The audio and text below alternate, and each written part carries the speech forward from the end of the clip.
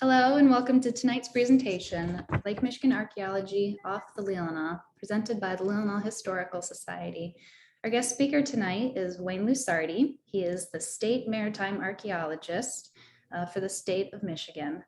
But first, let me tell you a little bit about the host, Leelanau Historical Society. My name is Elizabeth Adams, and I am the curatorial assistant. The museum is located in Leland, and we have 7 different exhibits and archives. One of our main and most popular exhibits is the Shipwrecks of the Manitou Passage, hence why we have Wayne with us this evening. He is stationed at the Thunder Bay National Marine Sanctuary in Alpena, and he is responsible for the research, documentation, preservation, and management of nearly 200 shipwrecks located in and around Thunder Bay, and another 1,300 around the state of Michigan. And at this point, I'll hand it over to Wayne. Thank you very much, Elizabeth. It's great to be here tonight talking with you about stuff that's literally in your front yard. There are something like 1,500 known shipwrecks in Michigan waters around the Great Lakes, and the vast majority of them, almost 80% of them, happen because they hit bottom. They were thrown up on the beaches, they were hitting rocks, things like that. So it wasn't collisions and fires and explosions and ice damage that sank the majority. The majority came ashore. And over the course of from the time they went ashore to what they look like now, a lot of action has occurred on them. And because the coastline is so dynamic, a lot of times these shipwrecks really go to pieces, and their pieces and parts get spread out all over the lakeshore. And so you don't have to be a diver, you don't have to be an archaeologist to go out and look at these shipwrecks, because they are literally presenting themselves across the beaches of Michigan, including around Leland and around the Leelanau Peninsula. So if you looked at just the Manitou Passage Underwater Preserve, this was an area that is very special, that has a lot of fairly intact shipwrecks. There are several dozen that are regularly visited between the islands and the mainland. And the ones that are on this map are only the ones, the shipwrecks that are visited enough that warrant having mooring buoys placed on them. And so if you could imagine a ship that is built of tens of thousands of individual components, and then suddenly it wrecks and all of a sudden it starts to go to pieces, a lot of these individual components are going to spread out all across the lake. And some of these, depending on the prevailing winds and the currents and the water movement direction, some of them can go south and head towards Chicago, others can go up and through the straits into Lake Huron. And that's what happens, especially on a very dynamic coastal environment like you see around Sleeping Bear and around the Lake Michigan shoreline. The shipwrecks of the Great Lakes have been visited by divers probably since the 1960s, when recreational scuba diving really started becoming popular here. And the best physical means of protecting the shipwrecks is by establishing a non-invasive mooring system. That is, we usually will sink a train wheel or some other heavy anchor next to a wreck, and then tie a mooring system into that anchor, so that recreational dive charters don't have to drop anchor, they don't have to snag the wreck, they don't have to tie into the wrecks directly. And it's a very good way of being able to visit the wreck sites without doing any damage to them. And this is just an example of the wrecks that are regularly buoyed in the Manitou. So a lot of these shipwrecks are in pretty shallow water. Like I said, almost 80% of the wrecks that occurred in Michigan are as a result of hitting the bottom, really getting washed up on the beaches or whatnot. And you can see that there are places that they're more conducive to shipwrecking events, and places like the Thumb of Michigan and the Straits of Michigan. And around the Manitou Islands, there are a lot of prevailing winds that kind of push ships, especially disabled vessels, toward Sleeping Bear area, toward Leland. And there's a lot of traffic there. And so the more traffic you get, the more accidents you're going to have or happen. And you can see here is a great example of multiple ships literally wrecking, coming to a fatal wrecking event in almost an identical position. And so you have the Francisco Morizon and you have the Walter Frost on the south end of South Manitou Island. And they're only just a few hundred feet apart from one another, but many, many decades apart from each other. The Francisco Morizon was a German freighter. It's very similar to the Nordmeer that wrecked over here in Alpena. And they only wrecked about 6 years apart or so. 1960, this ran aground on the south end of Manitou, South Manitou. And originally, this is what the ship looked like. And just a few years after its wrecking, you can see it's starting to go to pieces. It's being interacted by with waves, with currents, with ice movement, with salvage attempts, those sorts of things. And these are all both natural and human interaction with that vessel that's ultimately going to kind of shape it to what it becomes today. And, you know, this is what more of us are familiar with the Francisco Morizon. It's sort of a big hulk of rusty steel with a lot of birds sitting all over it all the time. But it's an incredible recreational dive site. It's a really intricate site. And then you also have the Walter Frost that's just right next door.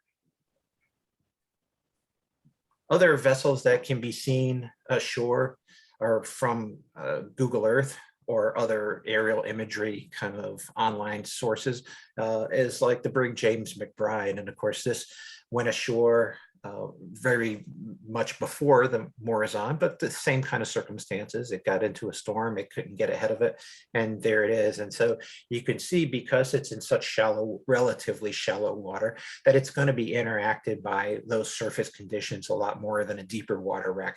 And consequently, it breaks down a lot more. And so you don't see the superstructure on these vessels for very long. You don't see the mast sticking up out of the water for very long. And all of those pieces and parts, especially anything above the bilge, basically starts to kind of go by the wayside. And that can be widely distributed across the lake bottom.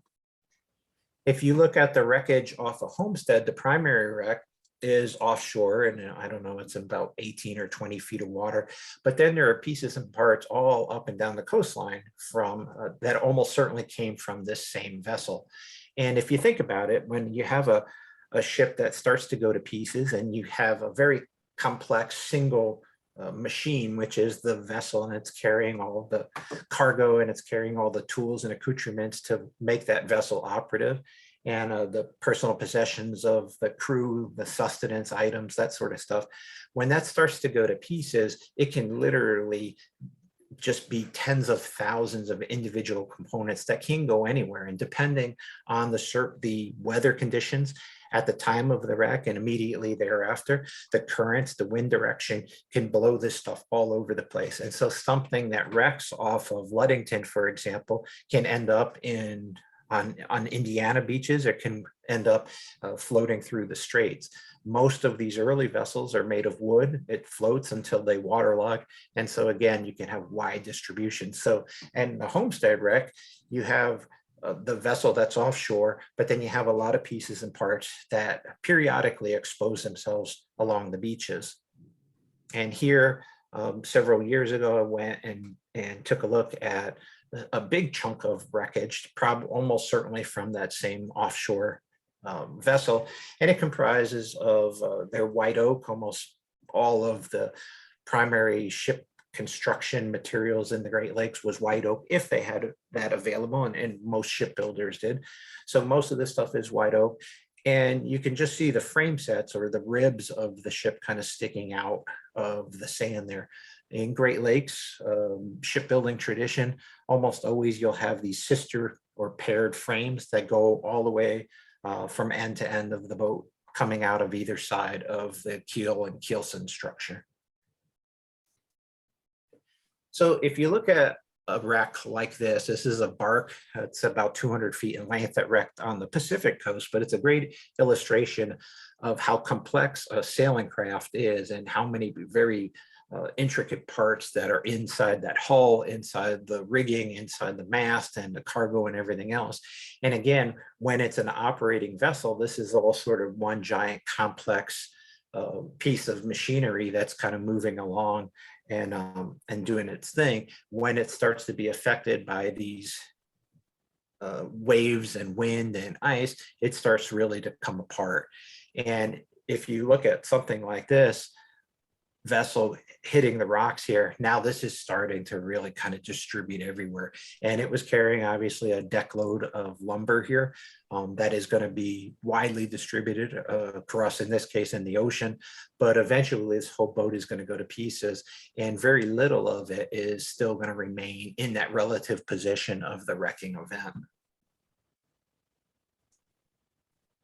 And ultimately what you get to see is something like this. There are just planks.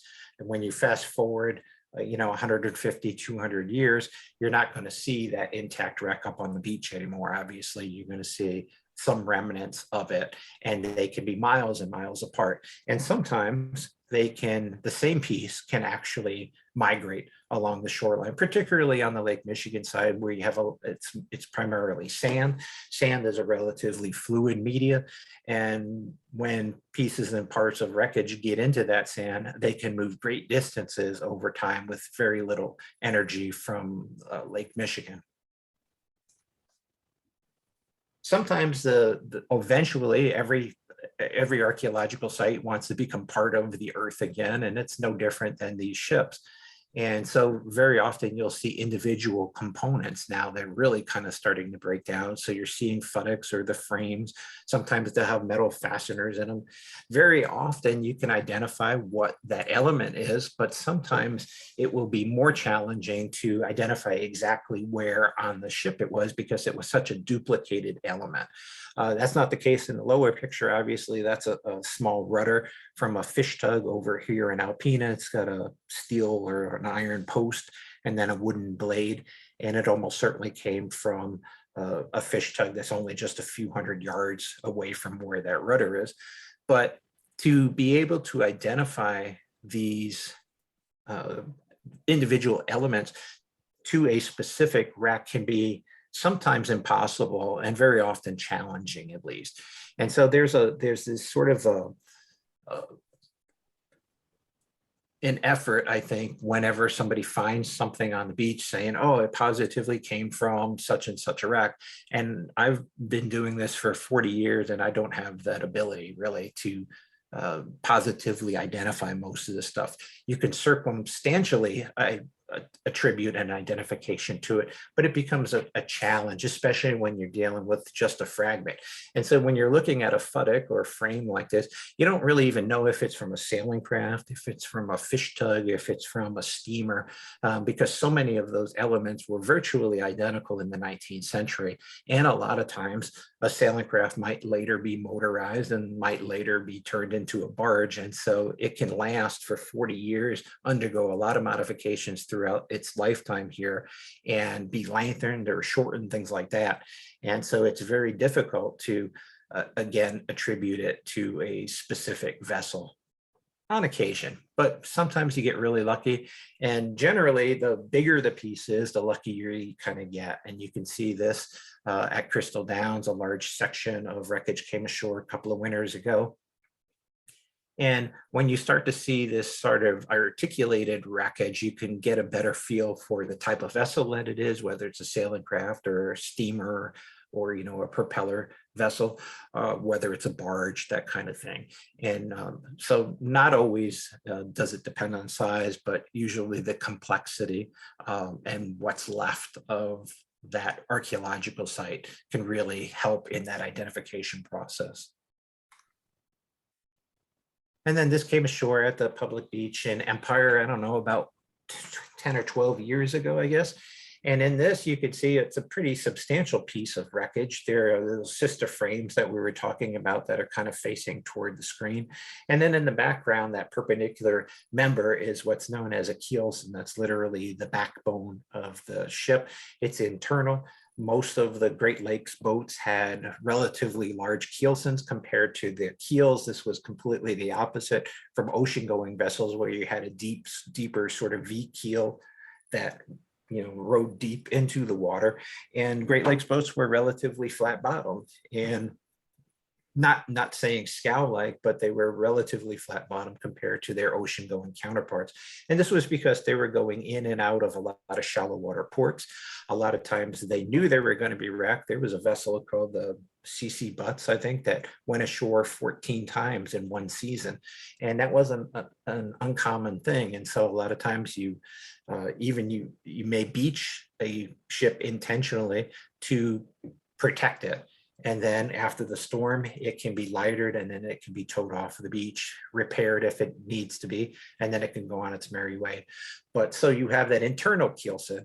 And instead of a deep V, which makes it not the best of sailing craft, you very often have in Great Lakes boats what is known as a centerboard that drops down, just like a dagger board in a small sailboat, and it allows that sailboat to handle much better. So sometimes you'll get really, really large pieces of shipwreckage. This is the bulk freighter Joseph S. Fay. This went ashore in 1905 over here in Lake Huron at 40 Mile Point. And when it went ashore, it broke up immediately. One man was killed, the first mate was killed, and it was carrying iron ore coming down from Lake Superior. And a big hunk of it, most of the starboard side of it, about 160-foot length of the 220-foot vessel, came ashore almost immediately after the wreck site. And it lay there on the beach at the 40 Mile Point Lighthouse just north of Rogers City for, a very long time, 115, 116 years now. And this is what you see, and it's become an attraction. There are interpretive markers on the wreck site. There are panels that describe exactly what you're looking at. You can kind of see all of the iron fasteners that are sticking up out of what is known as ceiling plank in that inner hull of the vessel. But you can see that the lake has interacted with this wreck for the first time in a very long time, just in the last couple of years. And because the rising water levels that we've experienced over the last 8 years, what used to be a high and dry wreckage and relatively stable in its environment is now right in that lighter or right in that wave zone. And this vessel, this whole side, again, it's almost 160 feet long. Last winter was literally picked up and thrown up about 60 feet into the woods. And the beach is eroding pretty heavily there. Trees are falling down upon it. And it's in a very precarious state. There's a lot of effort to do something about it, but you're talking about tons and tons of very delicate wreckage that it will be incredibly difficult to move or to protect or to build riprap or breakwater around it. And so the best course of action right now is to document it on a regular basis to make sure that we know everything that's there, and if pieces and parts start to come off, to retrieve those pieces and parts and either try to refasten those to where they came from, or to try to bury them, or in some cases to try to recover them. But the lake levels, because of that increase in water level over the last several years, has really started to interact with these wrecks that were previously high and dry. And so that's kind of where I'm going to get into the nuts and bolts of the presentation, which is this beach wreckage survey sort of idea. And this started in 2013. The lake levels at that time were completely the opposite of what we're experiencing now. They were incredibly low by today's standards. I think something about 5.5 feet lower vertically than what we're experiencing. And consequently, artifacts and shipwreck pieces and parts that used to be underwater were now suddenly exposed. And so there were lots of discoveries up and down the coastlines all over Michigan and all over the Great Lakes of these previously, or thought to be previously, unrecorded shipwrecks. And here I'm looking at some stuff off Presqu'île that is immediately inshore of a paddle wheeler called the Albany. And these planks used to be in about 4 feet of water in 2013. They were nearly high and dry. And today they're in about 7 feet of water. And so that's the way the lake kind of works. It goes up and down. It does that through natural and cultural processes again. But it affords us an opportunity at that time to look at things that were either buried in the sand in shallow water, or just offshore and not visible. And so it gave us a great opportunity to kind of run up and down the coast and to record a lot of these pieces and parts. Now, I'm the only archaeologist in the DNR right now we have a second archaeologist, but she's down in Lansing and doesn't kind of deal with the maritime heritage of this. And so obviously I can't walk the coastlines of Michigan every summer as much as I'd love to do that and record all of this stuff. And this is where I've really relied on citizen scientists, on volunteers to kind of go out and grab this kind of information, because a lot of times when you see pieces and parts of shipwrecks on the beaches around Michigan, you're only going to see them there for a little while. And generally, the lakes will take them back. They will bury them again. They will move them down the coast. Sometimes they will be interacted by people that may take them illegally. But you're really looking at a very short window. And so what I've developed back in 2013, again, because of the low water levels, was this beach wreckage kind of survey teams. And basically, you can go to a number of websites, and I'll have some of those links here, and you can download a form, a beach wreckage recording form, and it basically asks you to fill in the blanks and describe that wreck in as great a detail as possible. Very often when something comes ashore, a piece of wood or something, I might get a phone call, I might get an email that said, well, there's a thing on the beach. It looks like it's a piece of wreckage. It's, I don't know, about 5 feet, maybe 20 feet long. It's brown. And that's not particularly useful to me. I really need more than that. I need good photographs. I need overall dimensions. I need good measurements. I need to know the exact location of where that wreckage is so that I can see if it may be associated with something that's offshore of there or something new altogether, or if it's something that had been recorded already, but was maybe down the beach a couple of miles and has migrated up the beach since then. So the form we'll get into, and you can kind of see some of these. It's really just kind of fill in the blanks with as much information as possible. Again, this all started because of all of these materials that were being exposed back in 2013 because of the lower water levels. And again, as the water came up, the interaction between the water and the land changed dramatically. And in some places where there's a very low gradient, that could be hundreds of yards of what is now inundated compared to what was inundated in 2013. And as the lake levels continue to rise, again, that interaction between the land and the water is changing all the time, and it's going to a different spot. It's going farther and farther inland. And that's what we're seeing now, even though we've had a dip in the lake levels over the course of 2021. So the whole thing now, you can just kind of flip that, and instead of saying the low lake levels are exposing all of this stuff, now you're having the high lake levels that are similarly exposing lots of beach wreckage all over Michigan. And some of this beach wreckage was buried in the beach. I mean, it was there. You had probably been walking over it for years and you had no idea that there was a large section of shipwreck that was underneath 3 or 4 feet of sand where you've been going to for the last 20 years or so. And now the beach is moved off of it, and all of a sudden there it is, there's a wreck there. And it didn't move, the wreck has always been there. It's just moving the sand. That sediment transport is continually changing, and so it's exposing itself. Other times there are near shore wrecks, there are pieces and parts of vessels that are transient and they are getting pushed up on the beaches. But more often, especially on the larger pieces, it's stuff that's buried in the beach. And when the sand comes off because of the high water levels, it's suddenly being exposed. So what do you need to do to start recording this stuff? It's really just a matter of walking down the beach and having a few tools at your disposal to help in recording what it is that you're looking at. And so I spent a lot of time over the last half a decade or so kind of walking with groups of volunteers or sending volunteer groups off to different places around Michigan, or contacting folks that I know that live on the Leelanau and say, hey, you know, there's a report of some wreckage at Homestead. Can you go down and take a look at it for me and get some photographs and measurements, that kind of thing. And then I get random kind of just folks that found the recording form online and they're filling it out and sending it to me. And it's all wonderful stuff.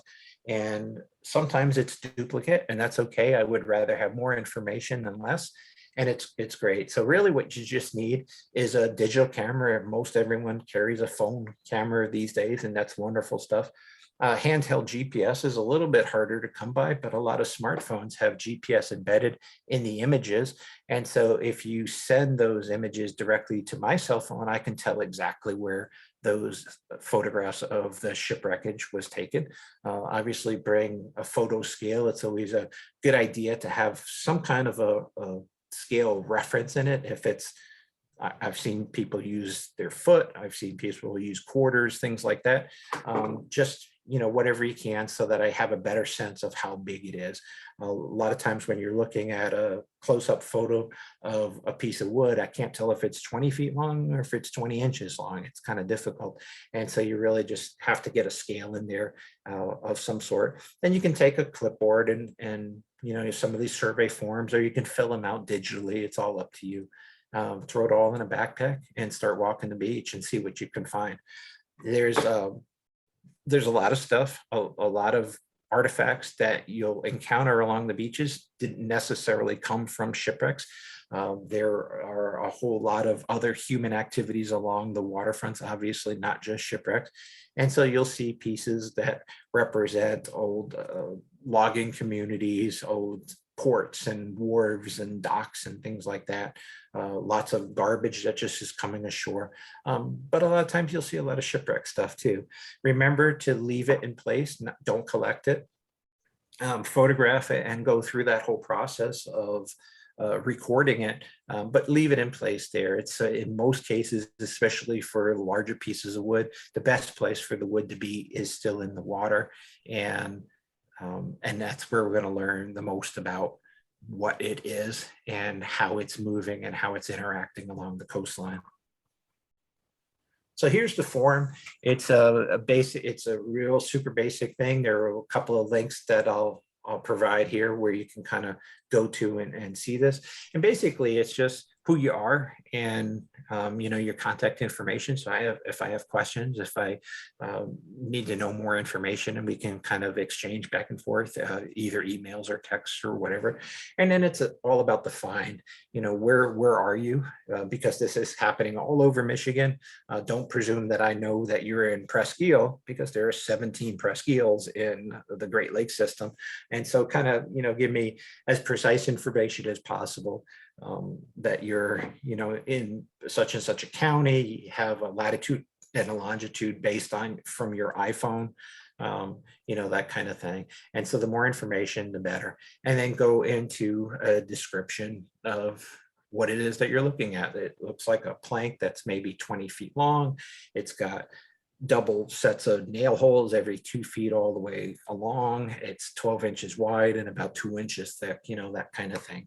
And just fill it out the best you can. And as you continue to fill out these forms, you'll get more and more detailed, and you'll get you'll just get better at it. You'll just get better at be quicker about it, that sort of thing. And again, don't be afraid of doing things that you thought maybe somebody else did already. That's okay. I'd rather have duplicate information than no information whatsoever. And there is also on the State Historic Preservation website that's listed here, you can do all of this digitally. So if you don't have a clipboard, have a piece of paper and a pencil with you, you can just literally just do this form digitally on your telephone as you're walking down the beach. And it's all basically the same information, just in a different format.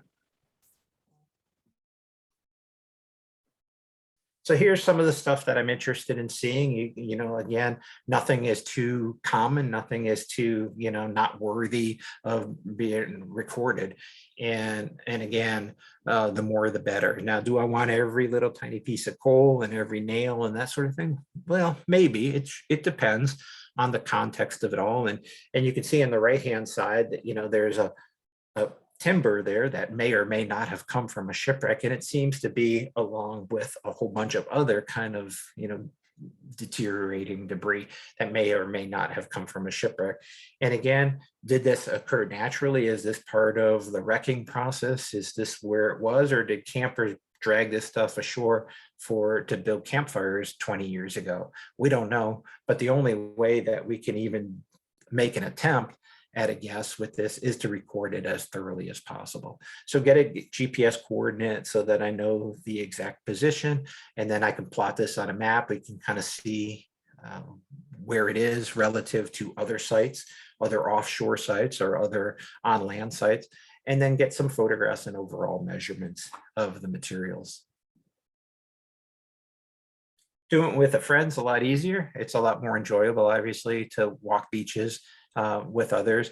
And you can see just the difference in the water level rise from a few years ago on the right-hand side when it was high and dry, and to what it looks like now. This is the stern of a vessel down in Harrisville in Alpena County, Michigan, that was thought to be by a lot of the locals that live there. And this is right in the harbor at Harrisville, and even the harbor master there thought this was an old part of a dock. But what it is the whole deadwood, or the stern of a propeller by the name of Northern Light that's sitting there. And it's very difficult sometimes to figure this out and kind of visualize, how this looked if it were part of an intact vessel. But when you start drawing it, when you start photographing it, measuring it, it starts to make more and more sense.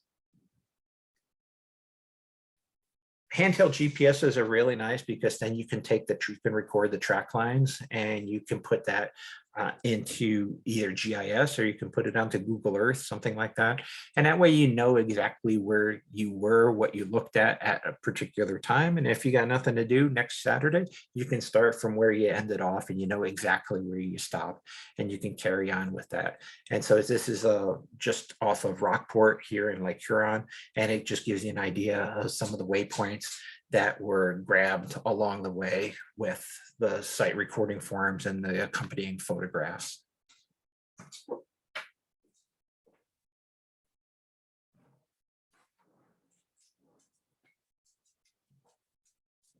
Very often this was reported as a rudder, and when I went down, it's a challenge to see, and in this case the ground was frozen. But a lot of times folks will want to start digging it out. And usually that's a bad thing for preservation of shipwrecks, because now they become even more mobile. And so they're going to be interacted by waves and current and that sort of thing. And now they're being exposed completely to sunlight, which is sort of the #1 enemy of wood. And so it's sort of, you really want to kind of clean it off, but you really shouldn't. And so how do you go about recording that? And so it becomes difficult, obviously.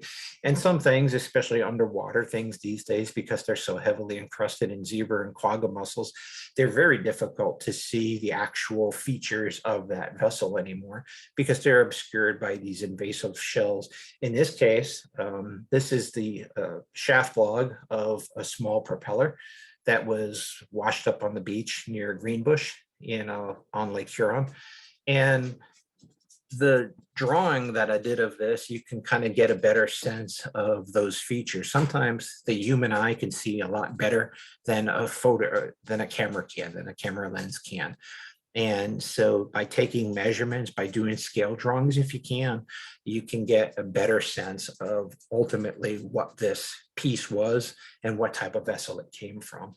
And though it's only just a few feet long and a few feet wide, we can really kind of nail it down to a specific type of vessel and a probable identification of that vessel. So this was sort of big news and continues to be big news over in Benzie County. This came ashore, I don't know, quite some time ago. And I went over in mid-summer 2020 to take a look at it. It is one of those drop center boards that I was discussing. This is a large board, like a dagger board type of feature on a bigger sailboat, sometimes steamer. And it is retracted through the hull, and it can be lowered and retracted depending on the depth of water and the sailing characteristic that you want. And so this was basically sitting in a trunk that was inside of the ship. And when the ship started breaking up, this large section came ashore ultimately where it is today. This is, again, the centerboard with part of that trunk, that watertight box that it was retracted in. And these are very diagnostic. You see a lot of these on Great Lakes ships, not just sailing craft, though. There are a lot of steamers, there are a lot of propeller vessels that also had centerboards, particularly those that were converted from sailboats originally. They wouldn't remove them. So this board is, I don't remember how long it was, about 22 feet in length. It probably represents a vessel that's in the 120, 130 foot length overall, that kind of thing. And again, because this was in the water for so long, it was very well protected. The fresh water of the Great Lakes is an incredible preservative. It takes care of organic materials. And now that it's high and dry on the beach, if this isn't protected in some fashion and conserved, it eventually will go to pieces. And so we're working right now with the city over there to figure out if we can get this into an exhibit sort of thing. The best course of action right now, if we can't do anything, would be just to bury it in place. But the water has since come up since this photo even, and it's kind of right there at the water's edge again. So we're just trying to figure out what the best course of action is for this piece. So the first thing that you do is you document it. You take that information about the location, the precise location again, and then do all of the overall measurements and try to figure out exactly what it is, and to see if you can figure out what vessel it eventually or originally came from. The wrecks are not always wood. There are a lot of composite and metal wrecks. This is a barge that was partially steel, partly wood, and a lot of concrete even, that was repurposed. It was sunk in probably the late 1920s. And then it kind of washed down the beach off the end of North Point near Alpena and Thunder Bay. And then eventually it was used by the United States Coast Guard and Life-Saving Station out at Thunder Bay Island as footings for a dock. And so you'll see a lot of these kinds of wrecks that go ashore and then they're repurposed for one thing or another. A lot of them are turned into breakwaters. A lot of them are pillaged for lumber, for building materials. When the Nordmeer ran ashore in 1960, or ran aground in 1966 off Alpena, almost literally before the German crew can put it in reverse, all the locals were out there trying to take pieces and parts of it. And if you look at a lot of deer camps around here, there's linoleum and cabinetry and silverware and other artifacts that came from Nordmeer back in 1966 that are just kind of reutilized and are still around the community here. So this is a small barge. It's something that's of interest because a lot of these are not well documented in the archaeological record. And so, it's a little spud barge, again, from the 1920s. There are also really interesting things that might not be in the water anymore. This was a lifeboat that was built in Harlem, New York in 1876. It was actually featured at the World's Fair in Chicago. And then it spent most of its life in service at Thunder Bay Island.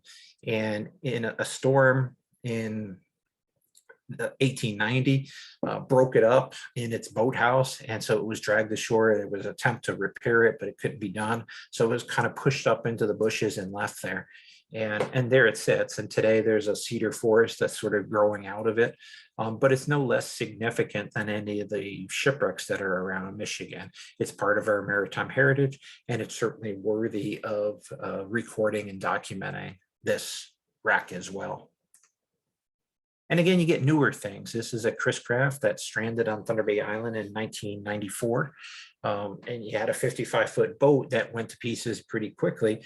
And though it's not of historical significance yet, it will be someday. And if you can record those pieces and parts, like you see here, there's the bow and part of the bilge, the propeller shaft, things like that, that are strewn all about Thunder Bay Island on the land and in the water. Eventually, these are going to be intermingled, just like the wrecks that you're seeing over off the Leelanau. So 100 years from now, when you're walking down the beach, you might come across this stuff and wonder, hey, what's this all about? And so it's a great opportunity for us now to record this and to watch it as it naturally interacts with the environment and to see where it goes and how it ends up. And that information, theoretically, at least, will stay with us forever. So then you get some other things that not are the primary wreckage anymore. Is a marine city, is a paddlewheeler that burned and ultimately went ashore near Sturgeon Point in 1880.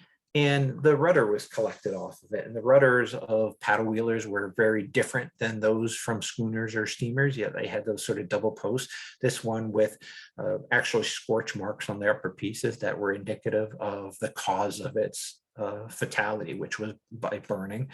And this was collected and is exhibited at the Sturgeon Point Lighthouse. And if you go to any lighthouse in Michigan, I'm pretty sure there's some shipwreckage around it. It's like moths to a flame, I think.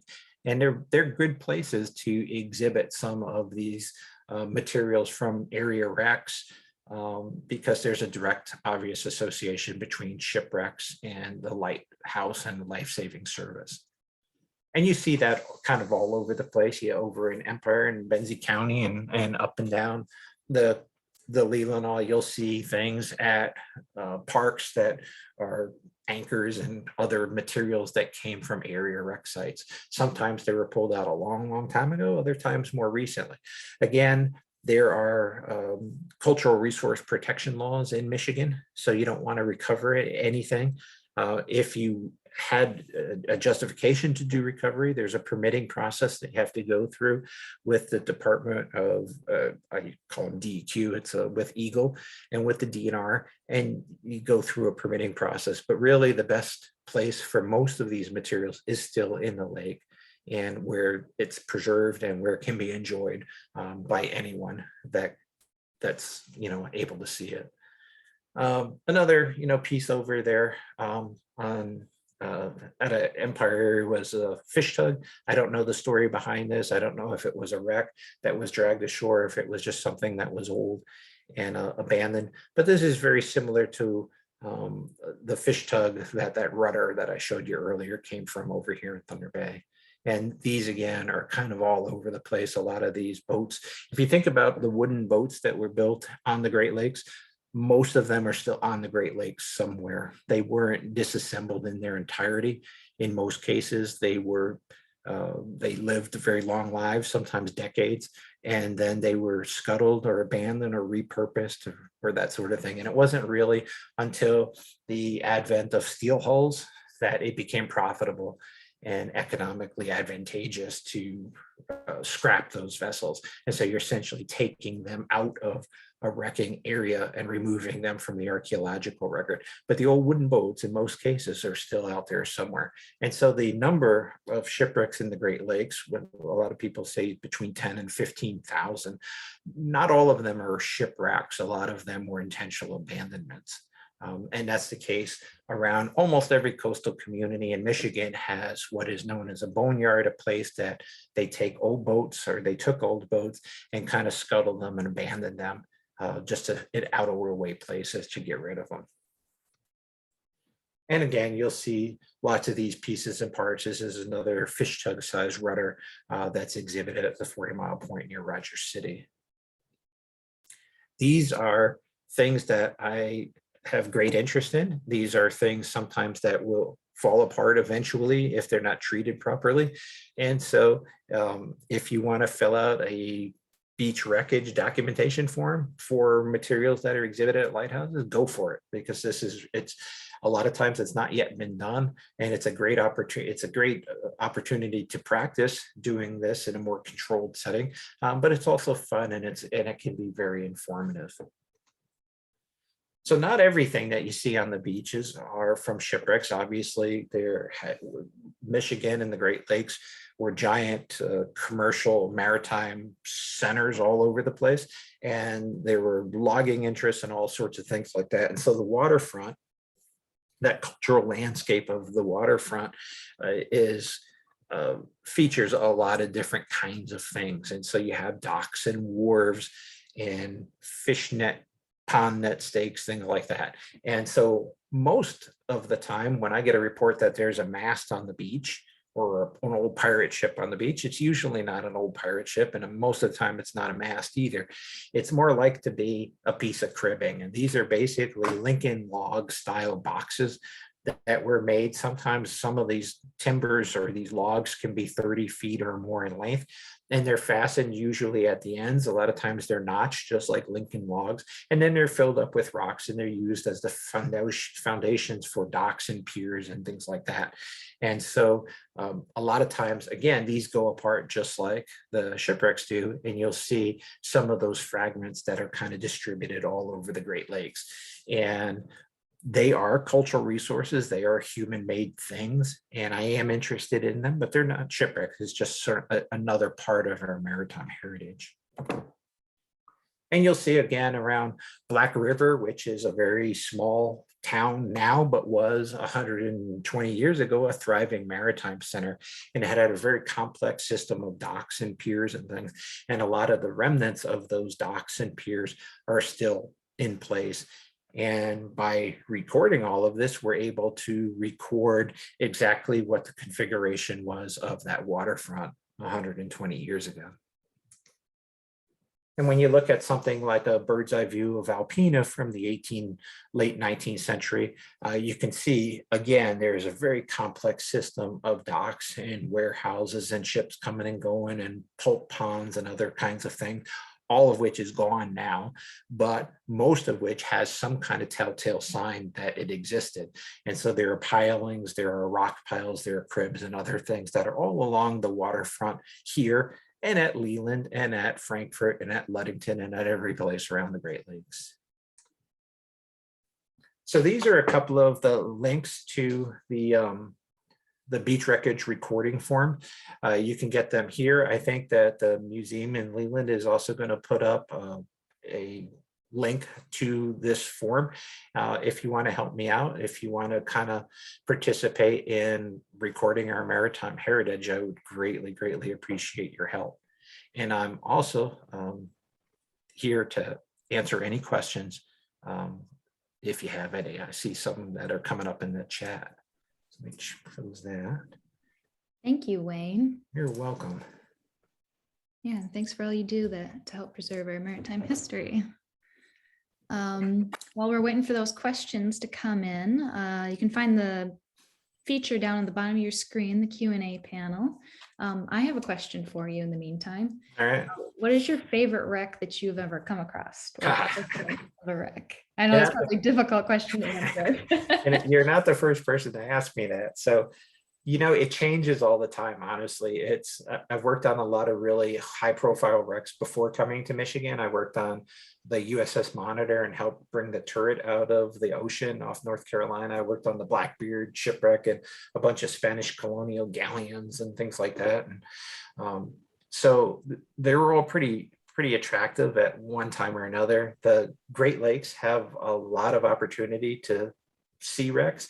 And so my favorite wreck, I think, is the one that I'm working on currently, the one that I really become intimate with, the one that I'm asking the questions of and trying to figure out. And so it does change a lot. And you know, an old scow schooner is no less significant than a pirate vessel. And you know, they have stories to tell, and it's a lot of fun, and it's very rewarding to try to figure them out. Wonderful. We have one question here. What about inland lakes? Are you interested in finds like these? I live near the top of Torch Lake, and I know there are parts of a logging site. Yep. Yeah, I'm interested in that. It's a little different. It's a lot different, actually, on inland lakes, on who has jurisdiction and ownership of those properties. But as an archaeologist, I'm interested in all of that stuff. And I know Torch Lake, there's a tugboat, I think, that's sunk in there. You'll see a lot of logging camp vessels. You see prehistoric vessels on inland lakes and rivers, that kind of stuff. Interested in all of that. Again, if you have the ability to record that information, that's great. Just make sure that you get, the permission from the landowners there, obviously. But yeah, I'm absolutely interested in all of that. And it's not just shipwrecks too. It is logging camps. It's isolated artifacts. It's that waterfront kind of interaction with the docks and the piers and things. And it's also like airplanes and other kinds of things that ended up in the lakes and, that are all over Michigan. So I'm interested in all of it. We have a comment here. Don't forget the foxes as part of the Leelanau wreck. Oh, yeah. Have you had a lot of reports of items around there? Yeah, I spent a little bit of time on South Fox Island. I don't know, it's been about a decade, I suppose, and recorded what was in that original harbor that facilitated the lighthouse and the lighthouse complex there. And there are lots of shipwrecks around there, obviously, again, for all the same reasons.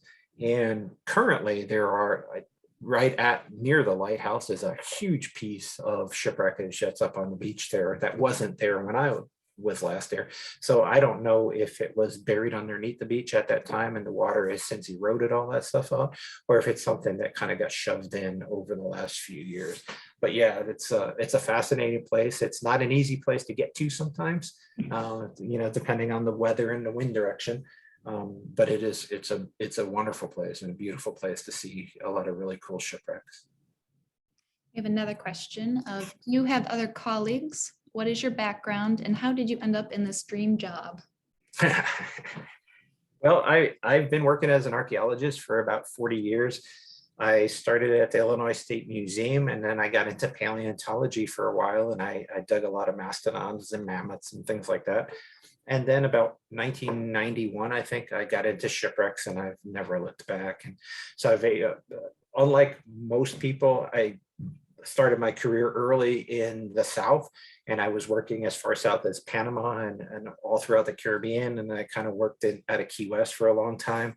And then I kind of worked my way up north. And I think everybody else, as they get older, they kind of go in the other direction, they're heading south. So I've had a lot of really cool opportunities to visit shipwrecks kind of all over the country and in other countries. And it's been wonderful. So I've been here in Michigan for 19 years. I'm stationed at Thunder Bay National Marine Sanctuary in Alpena, but I am responsible for all of the stuff around Michigan. So again, I can't do it by myself. There is nobody else in the Maritime Heritage office. There is really no office. It's just kind of me. And so I rely on other colleagues and other businesses and academia at museums, that sort of thing. And I worked just recently in Port Huron. I was in Port Huron for most of the month of August and recovering a World War II airplane from Lake Huron that was flown by a Tuskegee Airman who was killed in an accident during the Second World War. And I had over 50 people that participated in that project. And most of them were volunteers that came from all over the country. They were divers, they were museum folks, they were boat operators, there was sort of a little bit of everything. And so I really, really rely on those partnerships with other groups to most effectively get this done. So I've been lucky. I've gotten a lot of great opportunities, but I've also done a lot of hard work too. And have degrees in archaeology and history, and it's been good. It's been a good ride. Yeah, I know we've passed on a few reports of shipwrecks, people spotting stuff on our shores here. They come to us at the museum and we forward it on to you. Yeah. We have a comment here. Thank you, Wayne. Appreciate your endeavors on behalf of maritime history. Learned so much and gained a better understanding of why it is important. We have another question of, how do you handle prehistoric archaeology that is found underwater? Well, that's a good question because there is more and more of that happening now. And so, it's relatively easy to find shipwrecks, especially given the technology that we have access to these days. It's infinitely more difficult to find prehistoric landscapes and artifacts underwater. And because they tend to blend in with the natural environment more than a shipwreck really just sort of being different from its surroundings. So there are, again, everything that's on state bottomlands in Michigan, there are laws to protect it. And so just like shipwrecks or other cultural materials, you want to leave things in place. In the case of prehistoric and indigenous peoples artifacts, you definitely want to get the any tribal representatives, the state the tribal historic preservation office involved in that. Particularly if there are artifacts, there are features that are exposed on the bottom, and there's a lot of that work that's being done up in the Straits. There's a lot of work that's being done on prehistoric sites here in Lake Huron with the Amberley Ridge and the University of Michigan's work. There are some reports of at the mouth of Traverse Bay where there are inundated prehistoric sites. You got to remember that 7,000 and 8,000 years ago, the lake levels were considerably lower. And so a good portion of Traverse Bay, for example, was dry land where people lived and hunted and interacted with the environment. And so now that's all inundated. And so there's a good possibility of finding more and more of these kinds of sites. There are submerged forests that are all over the Great Lakes that are really, really cool. There are tree stumps that are still rooted in the lake bottoms that date to about 7,500 years. Again, leave things in place, don't move anything, report it. If there's something that looks really, really interesting, get photographs, get measurements, get precise location information. And then if it's really important, then I'll get out there, or we'll get somebody out there to share that information with. Yeah, and we'll include the links to these forms for all you attendees. We'll email it out to you so you can have that to use later. Awesome. Another question have any companies or families tried to reclaim wreckage?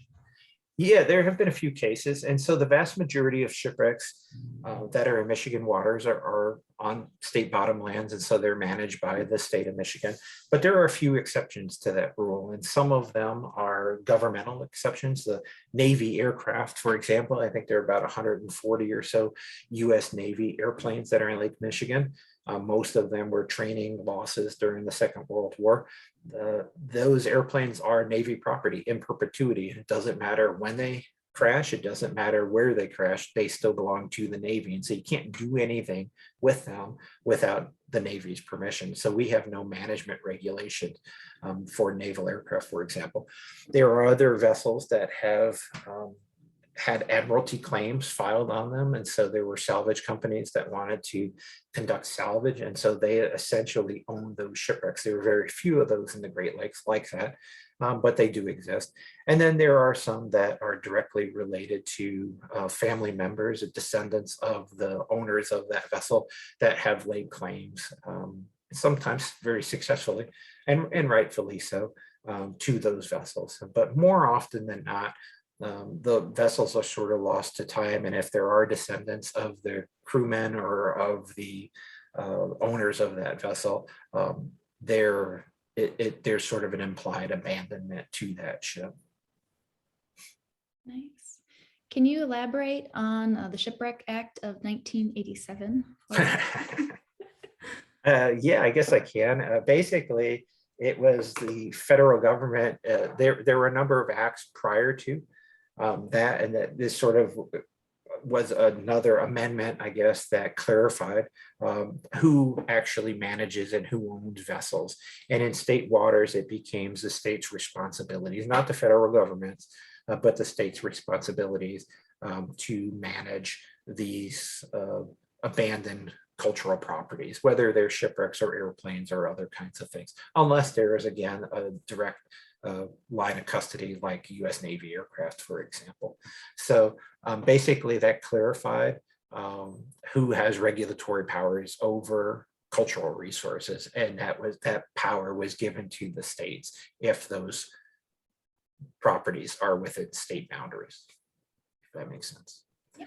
It's very different in Michigan, in inland lakes and riverways and that sort of thing. And most of the cultural materials on the bottoms of those are riparian owned. And so they still belong to somebody.